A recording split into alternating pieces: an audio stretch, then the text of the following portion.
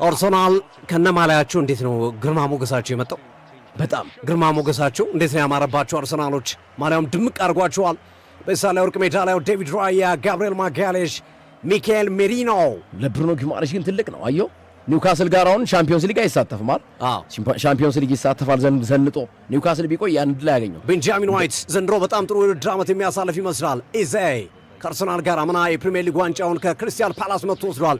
አሁን ኮሚኒቲ ሺልድ ሌላ ሁለተኛው ዋንጫ አሳክቷል። ማዱኬ ከቼልሲ የለቀቀ ተጫዋች ነው። እሱም ሌላ ዋንጫ ባለቤት ሆኗል። ብሩኖ ጊማሬሽ የመጀመሪያ ዋንጫውን ቀድሷል። ዛሬ የመጀመሪያ ዋንጫው ነው።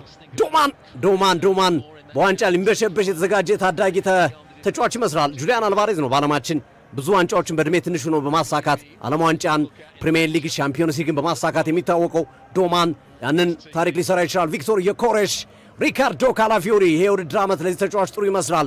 ጉዳት የሚያስቸግረው አይነት ተጫዋች ነው። ክርስቶስ ዞሊስ ሌላው አዲስ ፈራሚና በዋንጫ አርሰናሎች የተቀበሉት ተጫዋች ነው። ዋንጫ አሳክተዋል።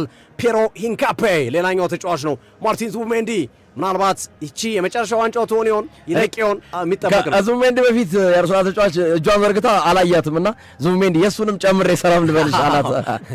አዎ ማይ ሉዊስ ኬሊ ኬፓ አይሆንም። ራያን ይጠብቅላቸው አርሰናሎች።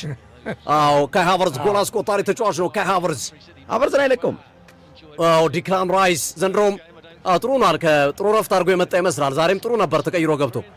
አዎ ቡካዮ ሳካ ዘንድሮ ብዙ የሚጠበቅበት ተጫዋች ነው። አምና ለአርሰናል ብዙ አላገለገለም በጉዳት ምክንያት። አዎ ሚካኤል አርቴታ አርሰናሉ አሰልጣኝ እየተመለከትናቸው እንገኛለን።